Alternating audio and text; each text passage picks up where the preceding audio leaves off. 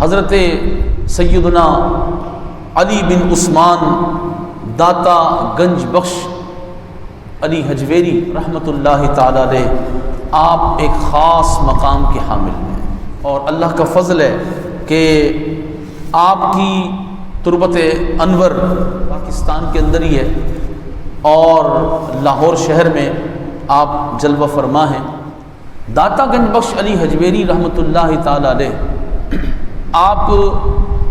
کی جو تاریخ ولادت ہے، آپ کب پیدا ہوئے، اس بارے میں مختلف اقوال ہیں، لیکن اکثر جو قول بیان کیا گیا وہ یہ ہے کہ آپ 400 ہجری میں پیدا ہوئے، 400 ہجری، یعنی حضور سیدنا غوث الثقلین کریم الطرفین سیدنا شیخ عبد القادر جیلانی محبوب سبحانی رضی اللہ تعالیٰ عنہ سے 70 سال پہلے آپ کی ولادت ہوئی، کیونکہ آپ کی ولادت جو ہے وہ 470 ہجری میں ہے غوث اعظم کی، تو اور حضرت داتا گنج بخش علی حجویری رحمۃ اللہ تعالی علیہ کے بارے میں تاریخ میں یہ بات لکھی ہے کہ 400 ہجری میں آپ کی ولادت ہوئی، اور آپ سیدنا امام حسن مجتبی رضی اللہ تعالی عنہ جو نبی پاک صلی اللہ علیہ وآلہ وسلم کے شہزادے ہیں، آپ ان کی اولاد میں سے ہیں، یعنی آپ حسنی سادات میں سے ہیں۔ آپ کا تعلق، جو آپ کا وطن ہے وہ افغانستان ہے، اور افغانستان صرف آپ کا وطن نہیں بلکہ بہت سارے امت کے اولیاء کا وطن افغانستان ہے، جس میں سے داتا گنج بخش علی حجویری رحمۃ اللہ تعالی علیہ، آپ کی جو شان ہے وہ پھر بہت بلند و بالا ہے۔ داتا گنج بخش علی حجویری رحمۃ اللہ تعالی علیہ، آپ نے اپنی زندگی ہمیشہ علم سیکھنے میں گزاری، یہاں تک کہ آپ نے نکاح نہیں فرمایا، آپ کی اولاد بھی نہیں ہوئی، بس آپ اپنے آپ کو اللہ کی محبت کے لیے وقف کیے ہوئے تھے۔ اور داتا گنج بخش علی حجویری رحمۃ اللہ تعالی علیہ نے اکتساب علم کے لیے بہت دور دراز سفر کیا، اور یہ اولیاء کا طریقہ تھا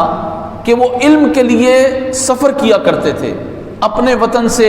دوسرے وطن، اس وطن سے دوسرے وطن، یہاں تک کہ کئی سال تک وہ اپنا وطن چھوڑ کر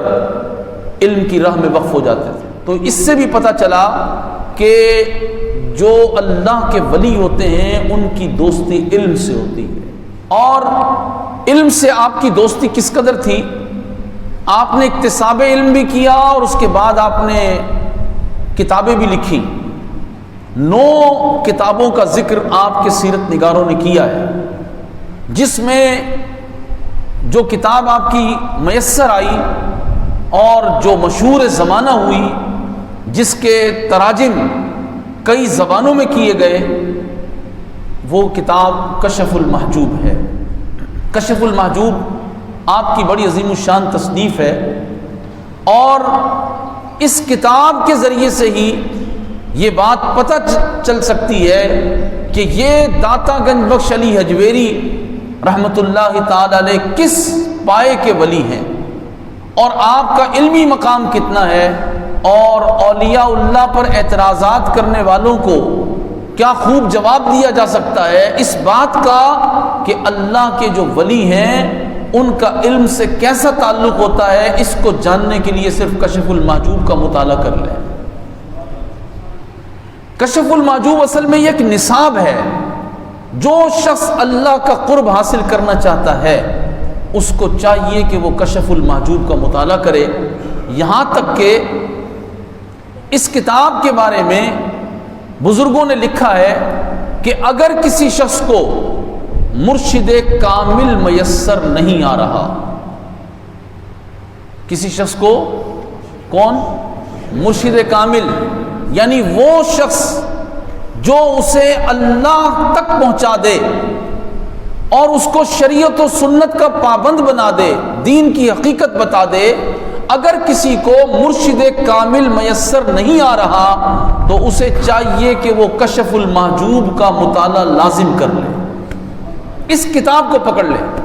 اور اس کتاب کو پڑھتا رہے، بار بار پڑھتا رہے، تو یہ کتاب اس کے لیے مرشد کامل کا کام کرے گی۔ کشف المحجوب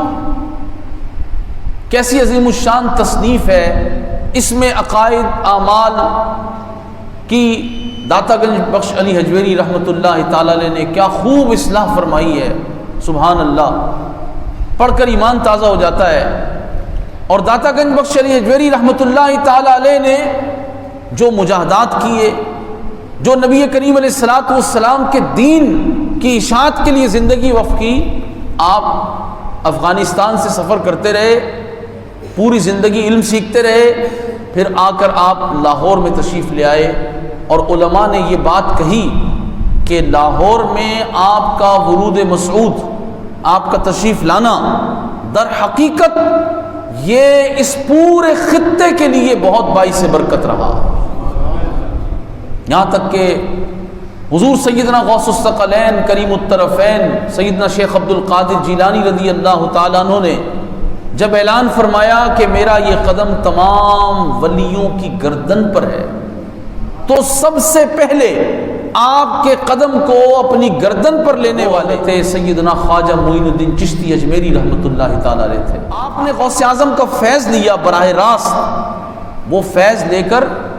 آپ مجاہدات کرتے ہوئے داتا گنج بخش علی حجویری رحمۃ اللہ تعالی علیہ کے مزار پر آئے، اور جب آپ کے مزار پر آئے تو وہاں آپ نے قیام بڑھا دیا، کچھ دن پھر کچھ ماہ، بعض اقوال کے مطابق 3 ماہ تک آپ نے حضرت داتا گنج بخش علی حجویری رحمۃ اللہ علیہ کے قدموں میں بیٹھ کر گزار دیے۔ صبح و شام وہاں آپ اللہ کی عبادت کرتے رہے، اکتساب فیض کرتے رہے۔ آپ نے جو وہاں دیکھا، جو وہاں سے پایا، اور جس چیز کا آپ نے مشاہدہ کیا، اس کو آپ نے ایک شعر کے اندر بند کر دیا، اور پوری امت کو یہ بتایا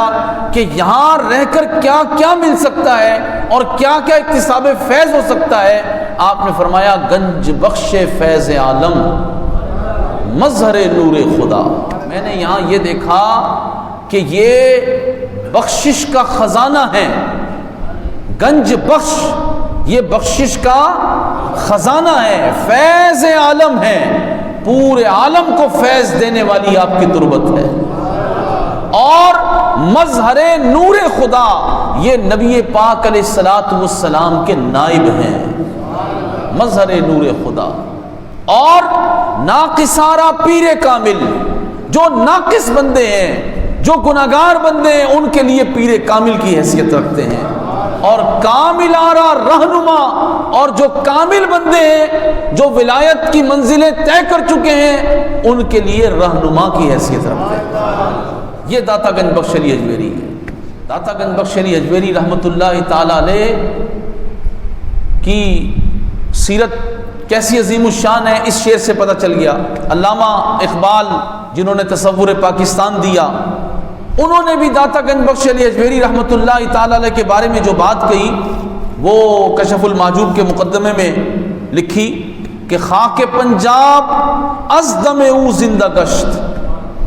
کہا کہ جو پنجاب ہے اس کی جو مٹی ہے یہ داتا گنج بخش علی حجویری کے دم سے ہی، آپ کی برکت سے ہی زندہ ہے،